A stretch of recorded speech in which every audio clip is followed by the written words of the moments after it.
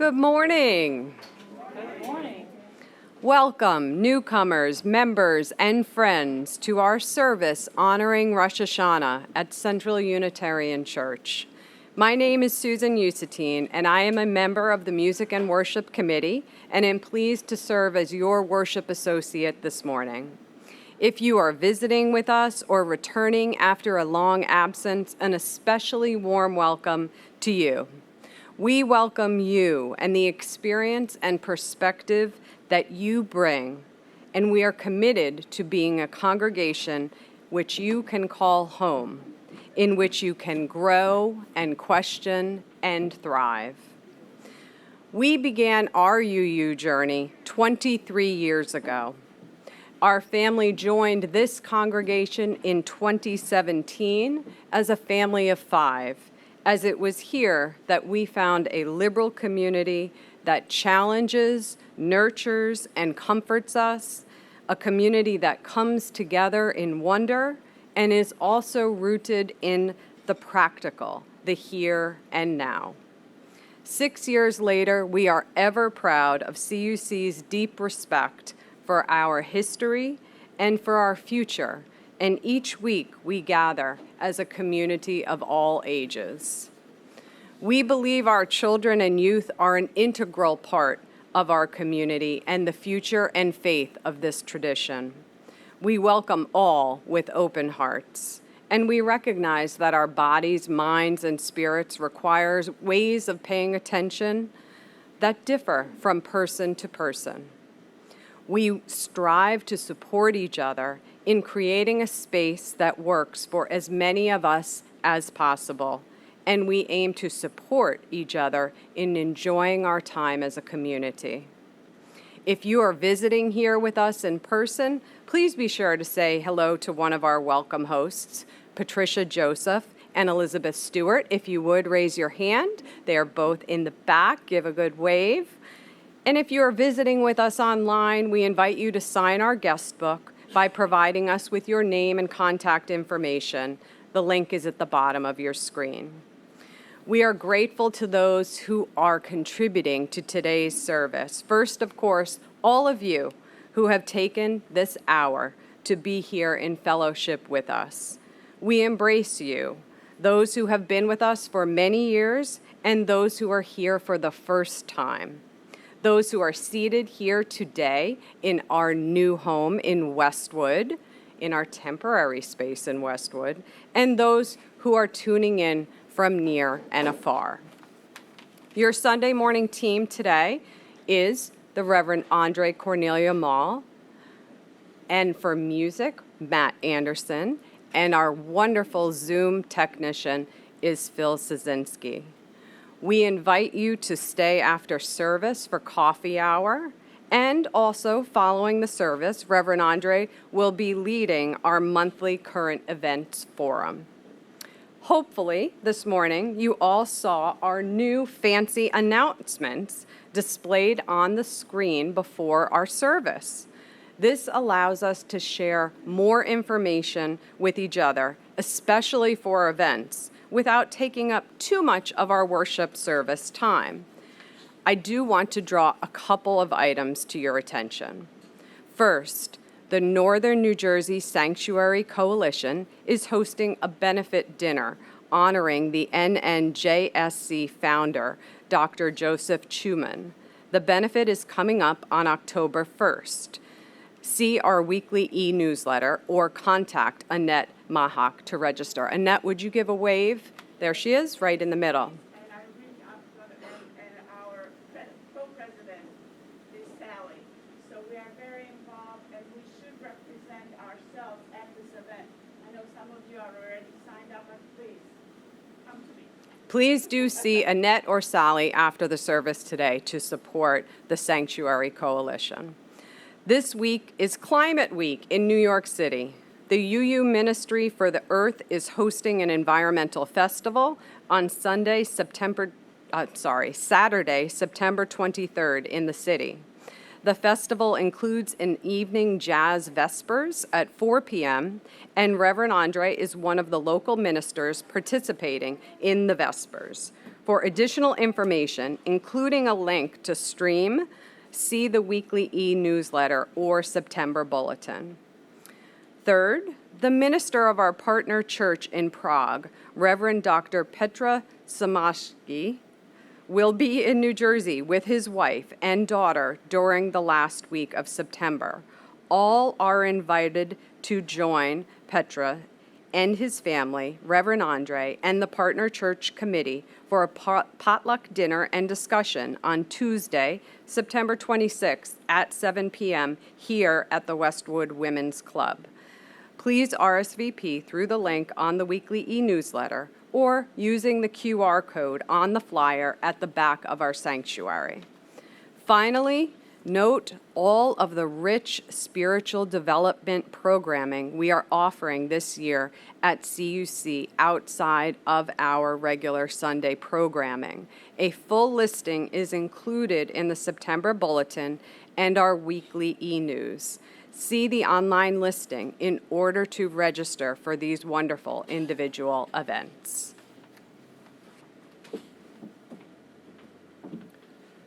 Thank you, Susan. I have a couple other logistical announcements. Sorry, there's a lot to communicate as we're new in this space. A couple things I wanted to mention first. As you may have seen this week, for those of you on our newsletter, we know COVID is on the rise. We had a number of people who attended last week's service who tested positive for COVID this week. We just want to remind folks to remain diligent and remain careful so that we are caring for each other as a community. This is a smaller space than our previous one, so it's harder for us to deal with the airflow. We're packed in more, which makes it riskier for us. We're going to keep the doors open and keep the fans going as much as possible. We encourage you to wear a mask. We encourage you to test. We encourage you to take care of yourself as you need, and we're going to continue monitoring the situation. Obviously, the pandemic itself is over, but COVID and the flu and other things are here to stay, and we want to be safe as we go into this season of these viruses making the rounds. If you do come to a service and you do test positive after the week, please do reach out to a staff member so we're aware and we can help reach out to others as well. Also in our space, just a reminder, we have all gender bathrooms in the back. One of them's a 2-stall and one of them is a single stall. The single stall there on the right, you need to lock it. There's a little latch key, so please remember to do that. And then finally, a little word about our parking. Some of you may have discovered this. We do have access to the funeral home parking lot on Sundays unless the funeral home has an event. So this is going to be a little juggling for us. This morning, as we saw last week, they've cordoned off a part of their parking lot. If you see that, you can keep traveling through their parking lot to the street behind.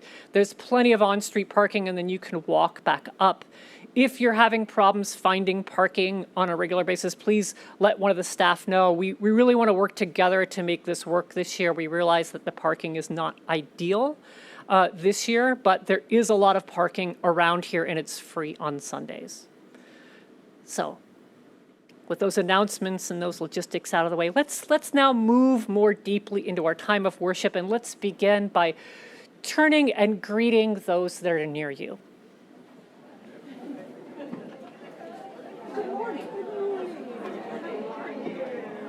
Good morning, Matt. Good morning. Good morning.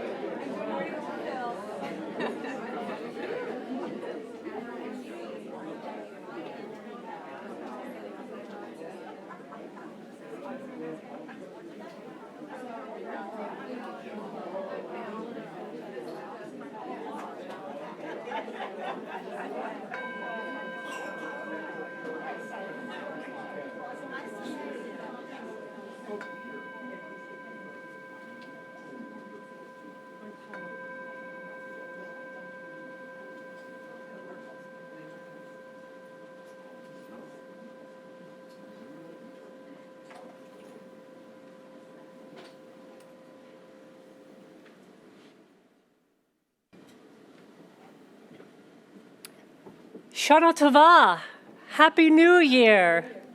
We gather this morning during the holy days of Rosh Hashanah, which for the Jewish people marks the beginning of the new year. And this is different than the secular New Year, which many of us are familiar with. This is really a time of celebration, but also preparation for the years ahead.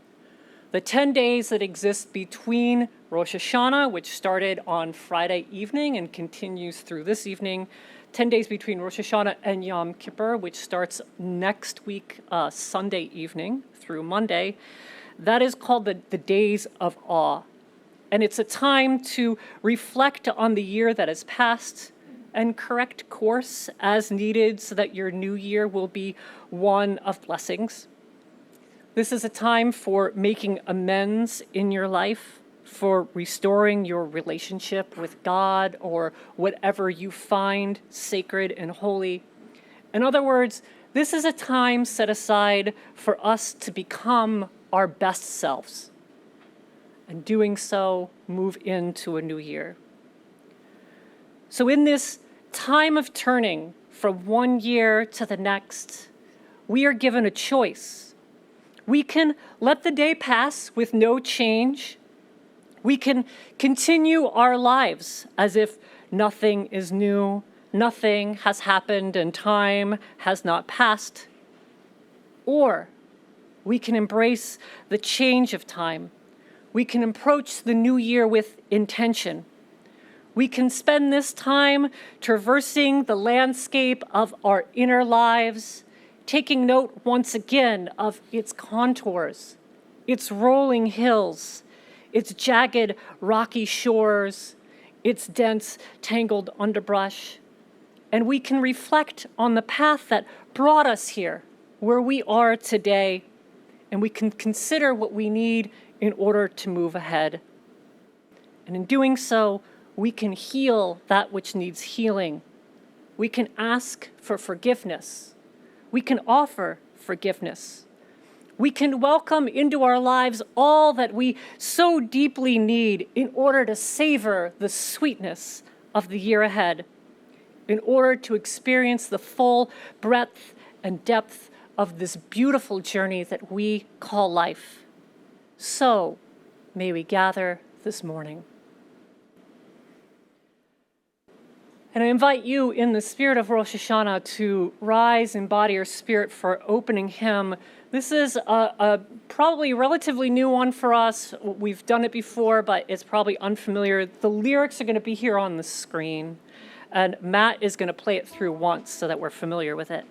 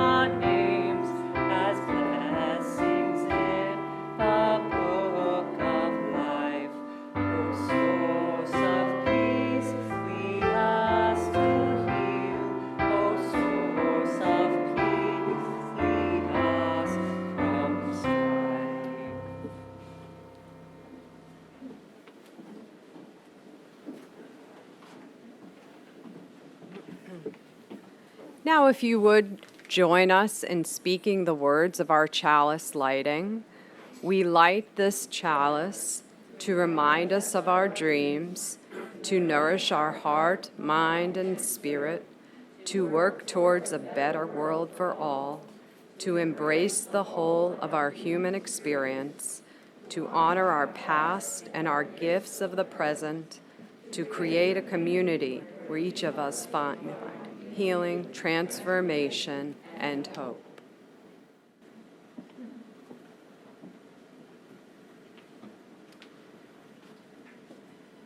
I offered this morning a time for all ages. This story is called Petra, and it's by Mariana Capo. Turn to the first page. Nothing can move me. Not the wind, not time. I don't go anywhere. Everyone comes to me.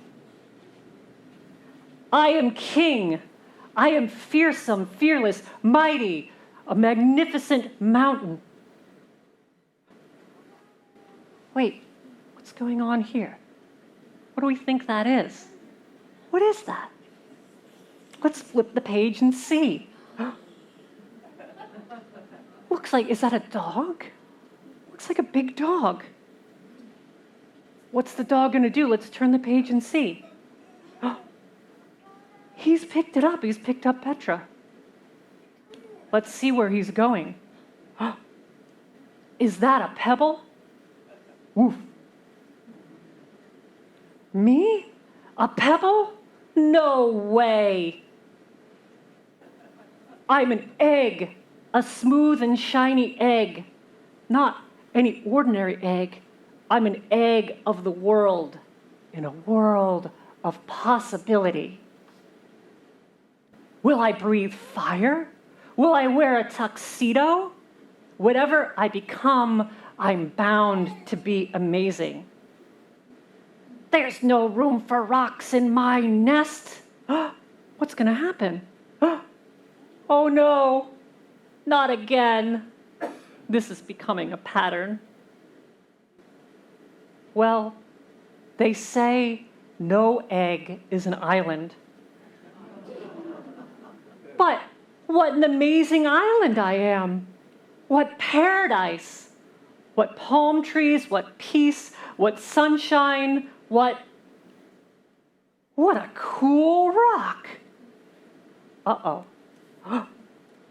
What's happening to Petra now? Let us see. Let's turn the page. What's happening? What do you think she's doing? Let's see. What's she doing? Can you see? Now Petra looks like an elephant. Not bad at all. What will I be tomorrow? Who knows? Well, no need to worry. I am a rock, and that is how I roll. That's a good story, right? Just taking what life comes and finding something new. May we all hold such an embrace and welcoming in of change in our lives.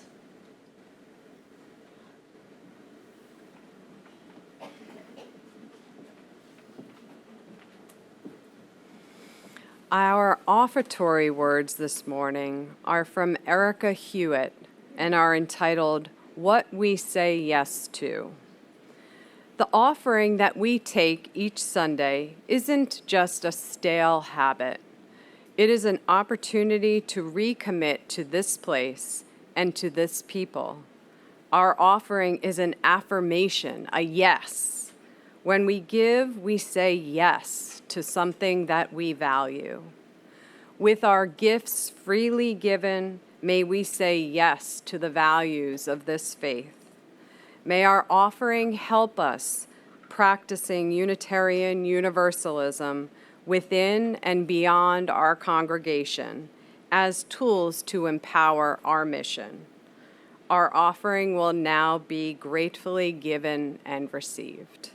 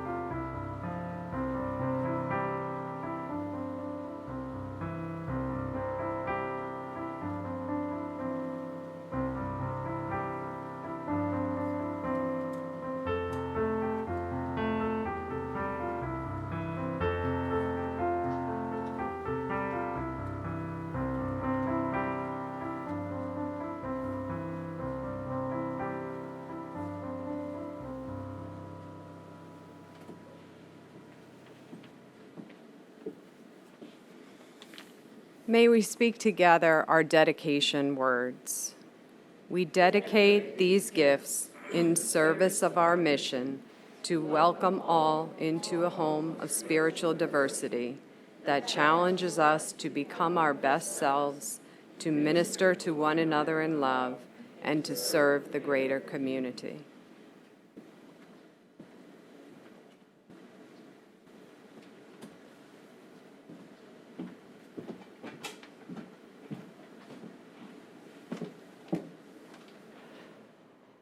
Now we enter into a time of meditation, sharing together the joys and sorrows of this community as we do every week. It's an act of caring for each other. Our new space, our candles and joy and concerns cards will either be here or on the side. We try to have them up here as much as possible so that they're part of our service. I didn't receive any cards today. So we're going to do this. We're going to take a moment to share out loud the names of anybody that you are holding in your heart today. And after we share that, we will also share any joys and sorrows for those that are online. So if you're online, please take a moment to share your joys or sorrows in the chat. Then, holding all this together, we'll enter into a moment of silence. I will offer a prayer, and we'll go into our next hymn, and I invite you to remain seated for that. So let's prepare for this sharing, this holy sharing that we do together. Let us take a breath in and breathe out. Let us enter that space, that sacred space of listening to each other with our hearts. I invite you to share out loud the name of anyone that you are holding in your heart today. So let us hold together all these joys, all these sorrows, those that are both spoken and unspoken. Let us hold them together in our hearts as we enter into a moment of silence.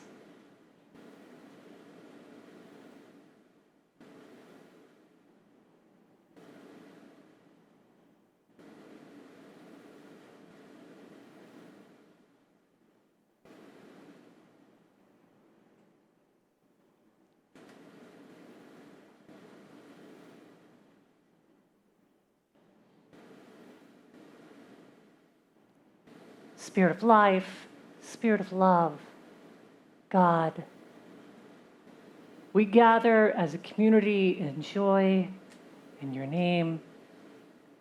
We gather in celebration of the Jewish holiday of Rosh Hashanah. We gather in the spirit of reflection and preparation.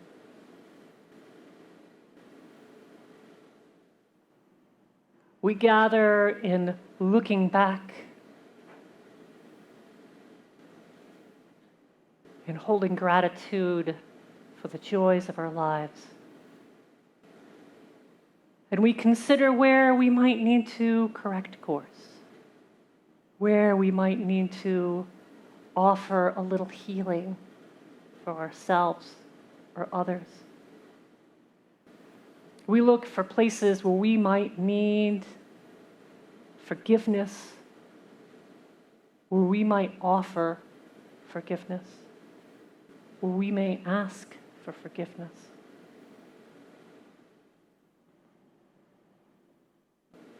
And through this annual ritual preparation, we bring ourselves into right relationship with each other and with you, source of love, source of living.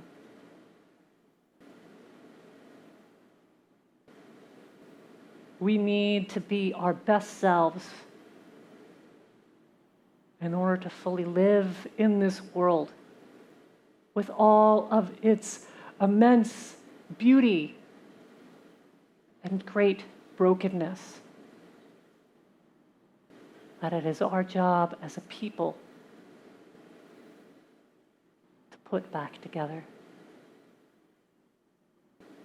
And so at this time, give us that power of reflection, that strength, that wisdom to be able to know where we are and where we need to head in order to bring more joy and love in our lives and in this world. Amen. Blessed be. I invite you to remain seated for our monthly hymn that we're singing. We sang this last week. For those that you were here, we gather together. Matt's going to play it through once also because it's still unfamiliar to some of us.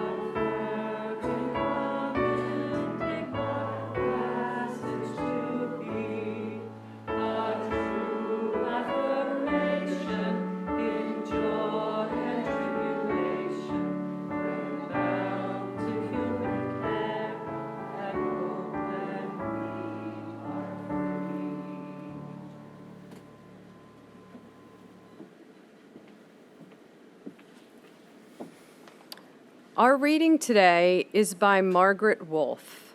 Her online biography describes her as a writer, retreat leader, and art therapist whose work taps the bounty of our collective wisdom and the power of creativity to reveal the truth and beauty of our inner lives.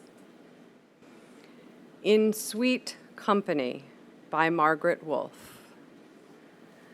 We sit together and I tell you things, silent, unborn, naked things, that only my God has heard me say.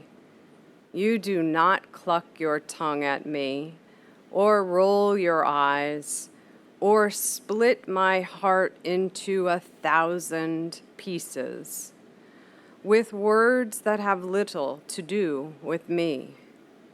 You do not turn away because you cannot bear to see your own unclaimed light shining in my eyes. You stay with me in the dark. You urge me into being. You make room for my heart, for my voice. You rejoice in my joy. And through it all, you stand unbound by everything but the still small voice within you. I see my future self in you, just enough to risk moving beyond the familiar, just enough to leave the familiar in the past where it belongs. I breathe you in and I breathe you out in one luxurious and contented sigh. In sweet company, I am home at last.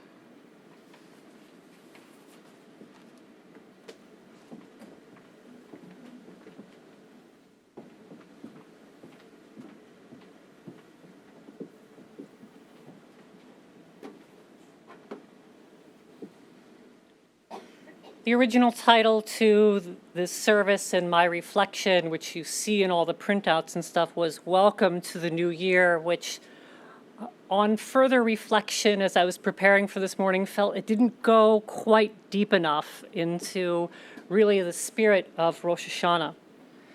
So the title that I'm working with is Welcoming Ourselves Home, because I think that this emphasizes one way we can think about the work that comes with these holy days, these days of awe. And for those that aren't familiar with the days of awe, for those that haven't ever practiced them before, I turn to my wife, who's Jewish, who always says, this time of year is like cleaning house. Once a year, you've got to clean up all of your shit. That's how you're preparing for the new year.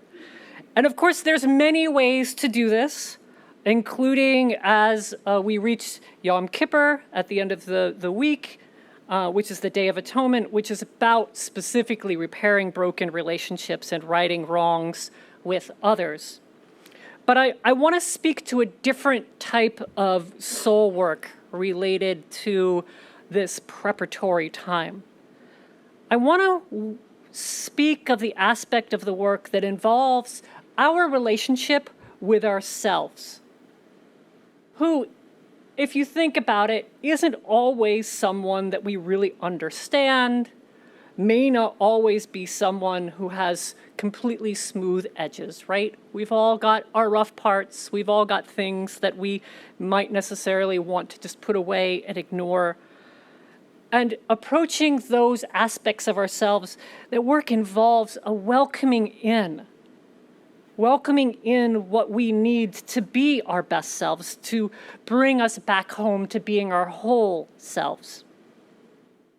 And in order to do this, you need to start focusing your attention in ways that maybe you haven't done before. Because the focus of our attention has a really big impact on how we perceive ourselves and our experiences. And that's what I loved about the story that I shared earlier. Petra, who we eventually find is a rock.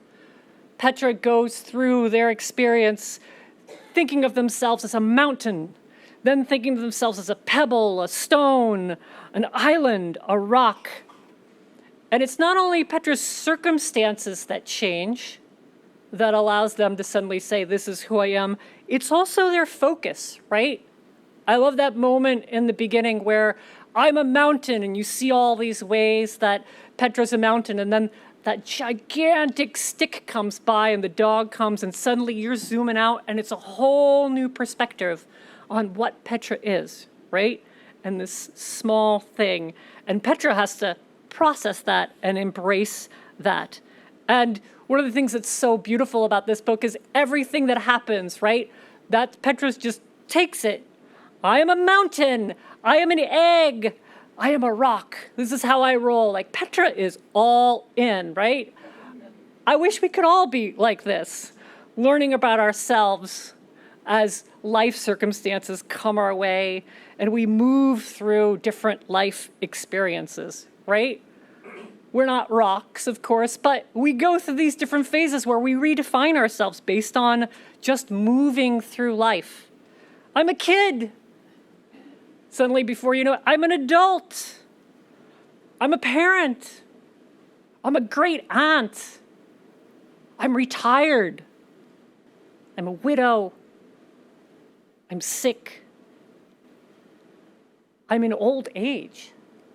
All of these are things that we move through as human beings. They're part of our life. And we only hope that we move through them with the same grace as Petra, right? As we age, as life brings us along, wouldn't it be great for all of us to continue to say, what will I be tomorrow? Who knows?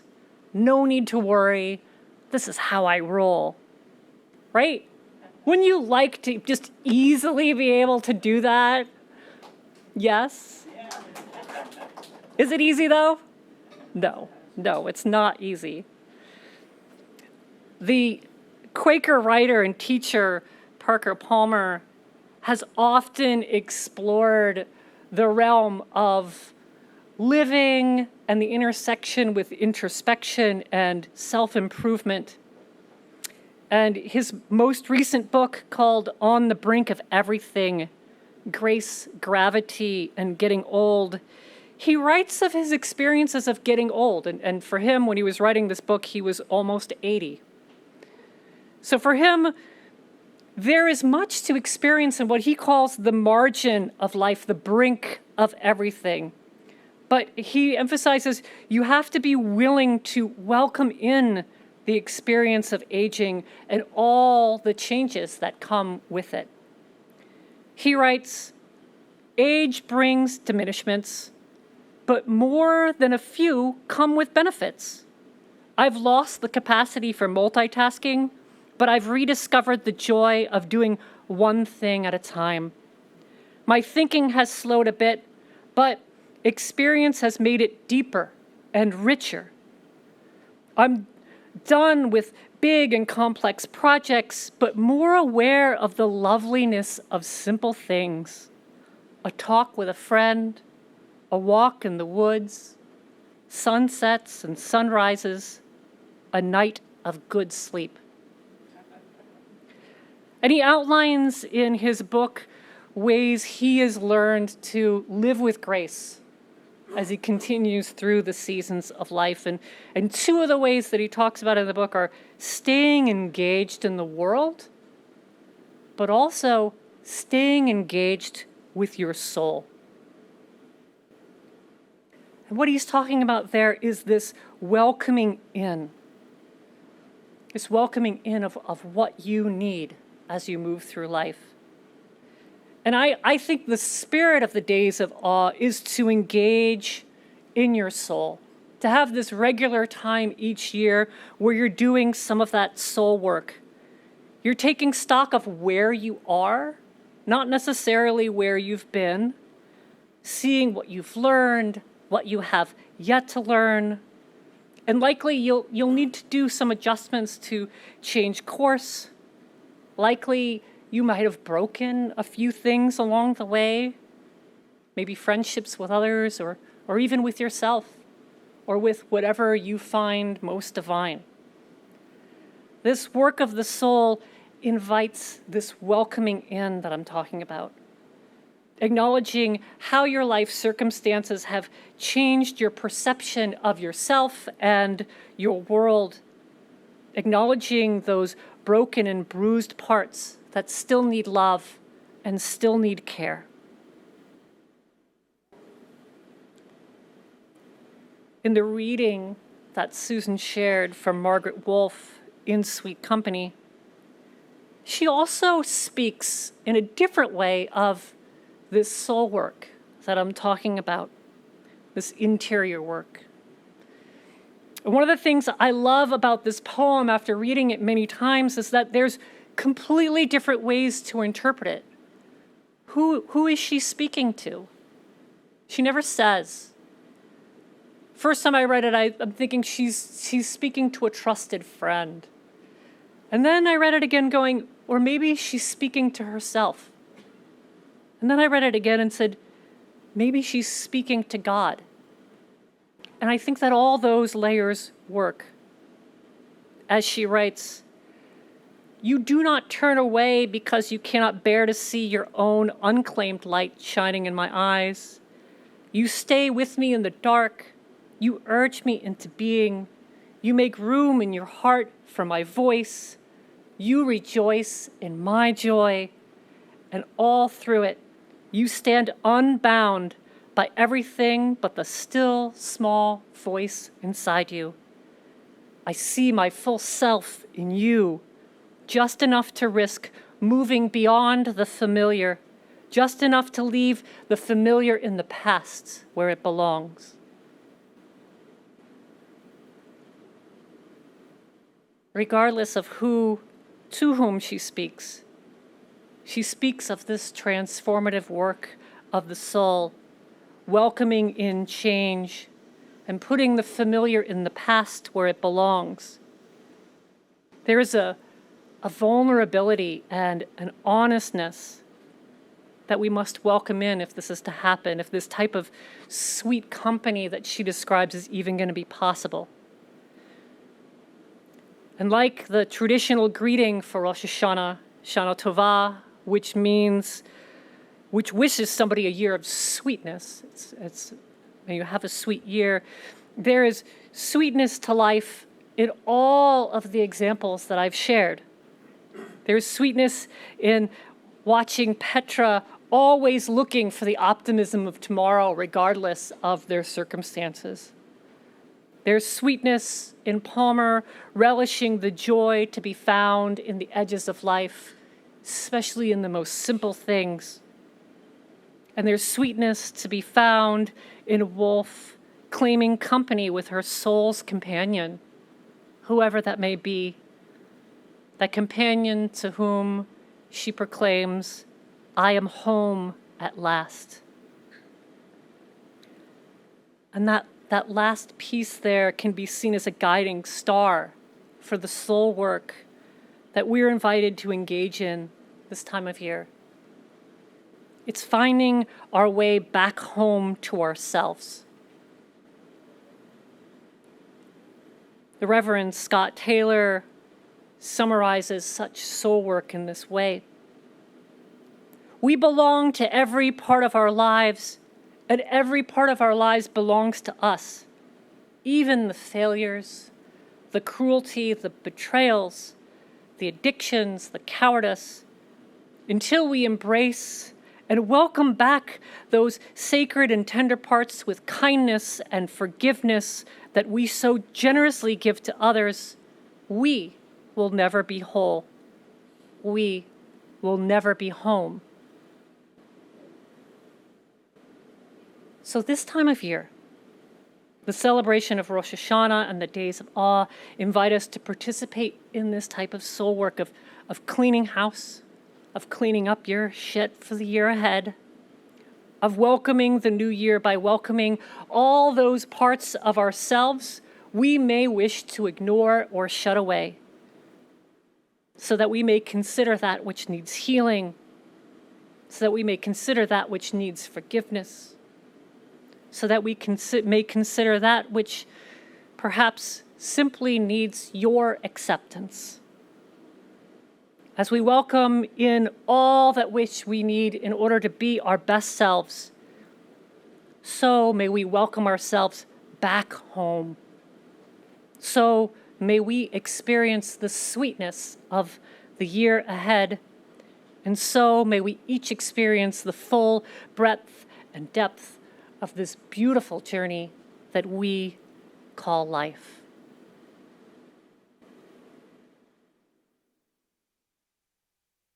So I invite you to reflect. We have a reflection question we'll put up here on the screen.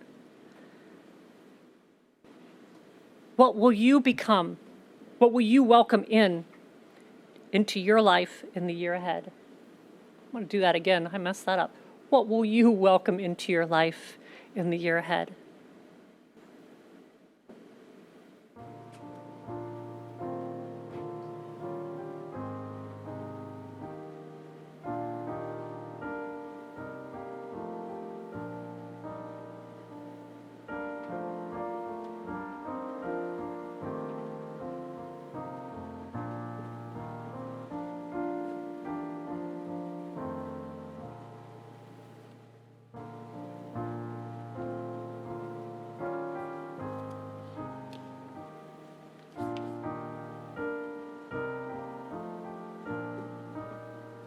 I invite you to rise in body or spirit to sing our closing hymn, The Ceaseless Flow of Endless Time.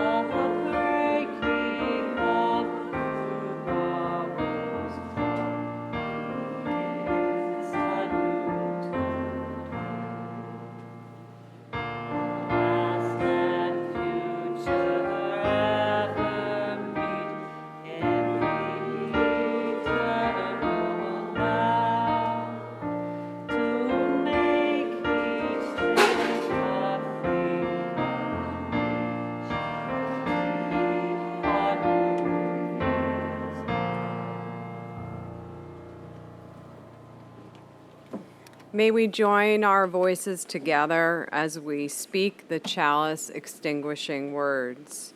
We extinguish this chalice flame, but not our promise to each other, to act with grace, to hold each other in love, to serve this community and our world. This promise of the heart serves as a reminder of how we live together. May it bring joy to our collective lives. May we all welcome into our lives that which we most deeply need for the year ahead, in order for each and every one of us to experience the full breadth and depth of this beautiful journey that we call life. May it be so. Blessed be, and amen.